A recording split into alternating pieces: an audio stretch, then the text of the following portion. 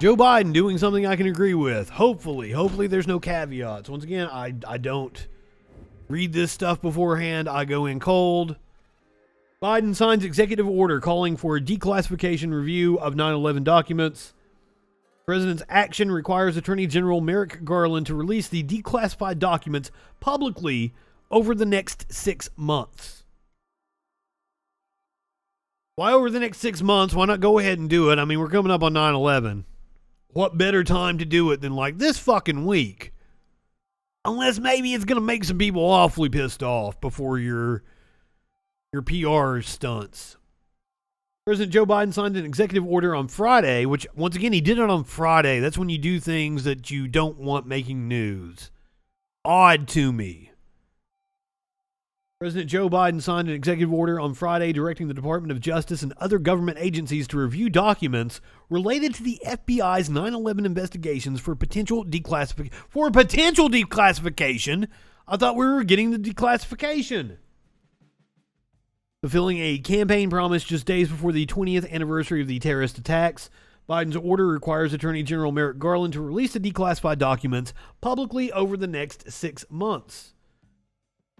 We must never forget the enduring pain of the families and loved ones of the 2,977 innocent people who were killed during the worst terrorist attack on America in our history, Biden said in a statement on Friday. For them, it was not only a national and international tragedy, it was a personal devastation. Well, they've been asking you to declassify those documents for quite some time. They've been asking the government to declassify those documents for quite some time. Those people that still suck on Trump's balls. Why didn't Trump do it?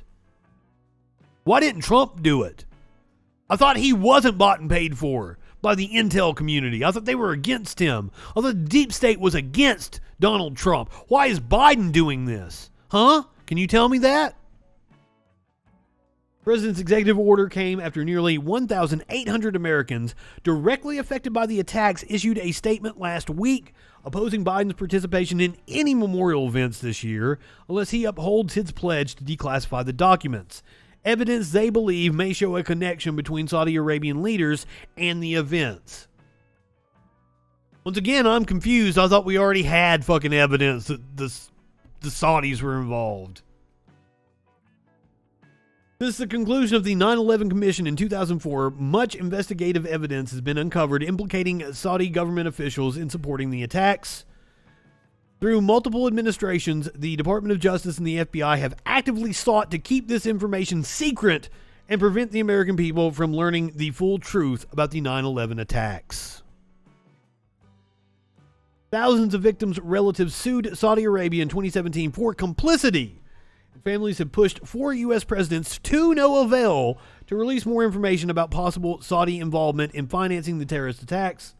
Advocates were outraged last year when then Attorney General William Barr said the documents must stay classified to protect national security, just months after former President Donald Trump had promised to free the FBI files.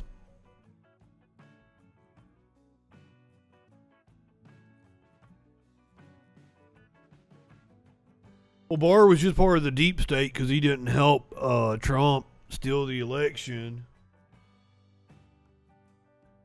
That's what they would say. A former FBI agent has come forward and says that the 9/11 hijackers actually had U.S.-based support. To which I say, surprise, surprise. At least 2 of the 9/11 hijackers probably had a U.S.-based support network, according to a former FBI agent. Now, once again, we're reading from the New York Post here, so this is going to be sensational and biased towards the right. Yeah, I like Stephanie Miller all right in terms of being a broadcaster. In terms of her content, I'm not a fan. I think she's a good broadcaster. I think she's funny. I like some of the cast of characters she brings on. Well, like Hal Sparks would go on her show. I haven't listened to the Stephanie Miller show in like it was one of the. I had satellite radio through most of the 2000s. And I listen to the left-wing talk radio station. And, like, Stephanie Miller is, like, at the ass end of the Air America. I don't even think it was called Air America anymore. So I'm not that familiar with her, but I have listened to her show before. And I think Hal Sparks was on her show. I liked Hal an awful lot. He's what you would call a shit lib as well. At least 2 of the 9/11 hijackers probably had U.S.-based support network, according to a former FBI agent.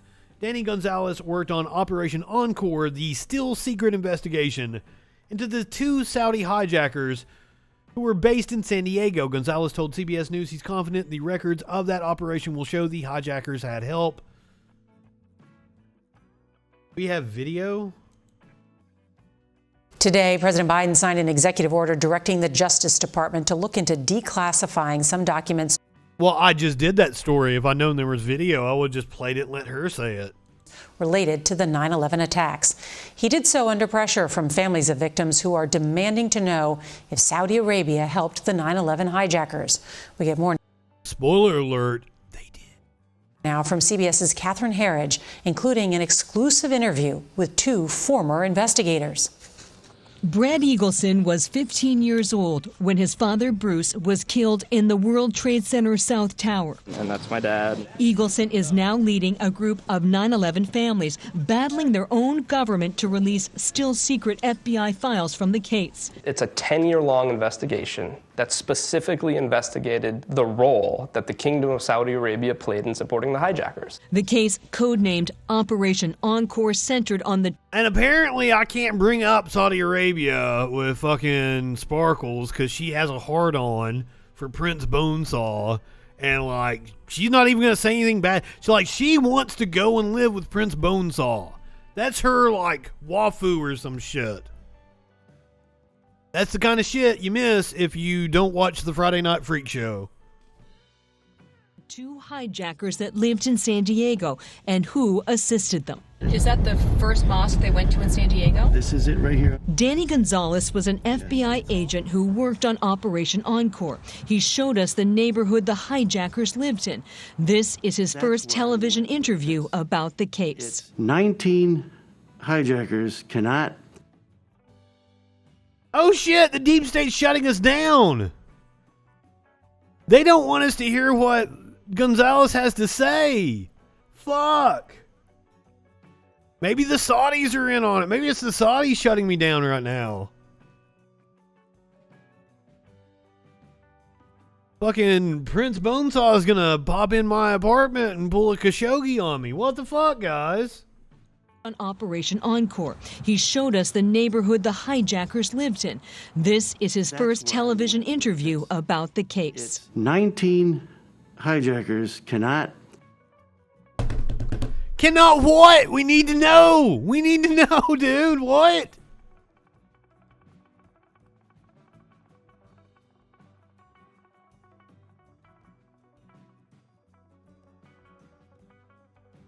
Don't leave us hanging.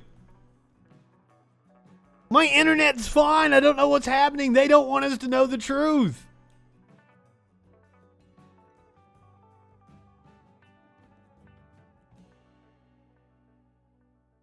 I'm not a conspiracy theorist guy. I used to be a conspiracy theorist when I was like in my early 20s, but like, are they working against me? Do they not want me exposing the Saudi connection, the FBI's connection to 9/11? Holy fuck.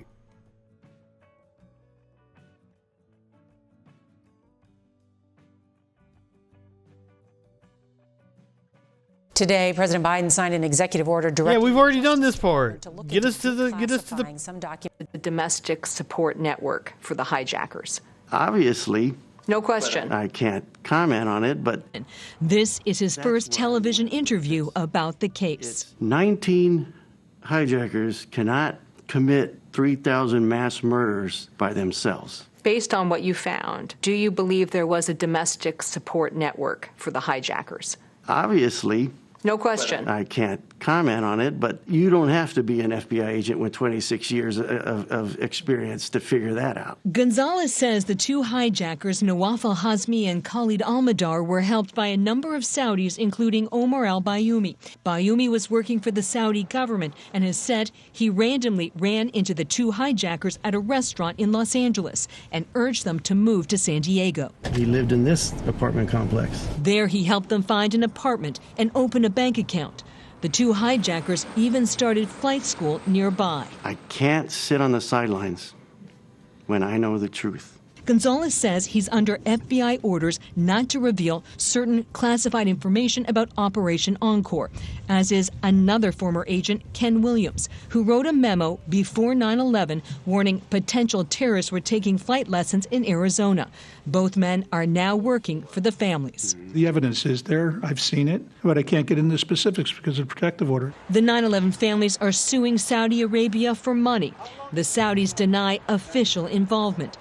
And the 9/11 Commission report found no connection. But Operation Encore started 2 years after the Commission's report. If we took the team's records from Operation Encore, Right. what would the public learn? A lot. Would it change our understanding of 9/11? Sure. Yes. Successive presidents have kept Operation Encore secret, citing national security. Brett Eagleson I bet national security. is a critical first step, but he remains skeptical. 2 decades after the attack. Their own fucking national security, because the Bush family doesn't want to go on trial at The Hague. Eagleson wants his daughter to know the secrets of 9/11 Your grandpa, he was a hero in the World Trade Center. and who killed her grandfather. Catherine Herridge, CBS News, Washington. Apparently, it was Kris Jenner, according to Sparkles. Hear more about that on the 9/11 edition of the Friday Night Freak Show coming up this Friday.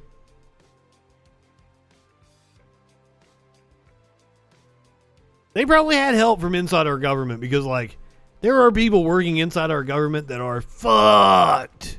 Like this dude at the State Department, who his coworkers say, like, he has a threatening presence. We feel his presence in the department is threatening, they say. State employees protest the continued employment of an anti-Semitic blogger in their ranks.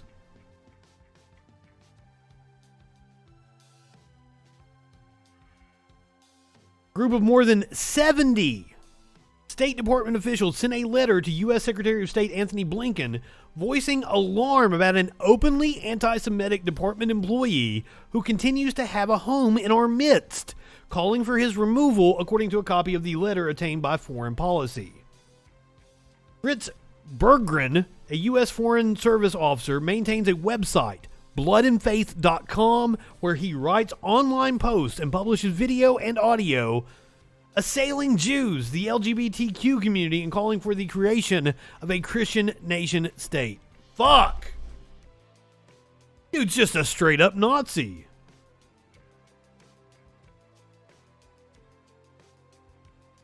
Do I get more of the story here? Oh, it cuts me off. Where's the rest of it? Letter which was sent to Blinken on July 28th and signed by more than 70 employees, according to 2 officials involved in the matter, reads Fritz Berggren, and even the fucking name, Fritz Berggren. Of course he's a Nazi. I'm sorry, I shouldn't judge people by their name. Fuck. Fritz von Erich played a Nazi, though, in wrestling. Fritz Berggren's continued employment is an affront to all of us and the values we share. While there may be HR processes underway, they do not appear to be having an impact and are apparently proceeding very slowly. Fucking wow.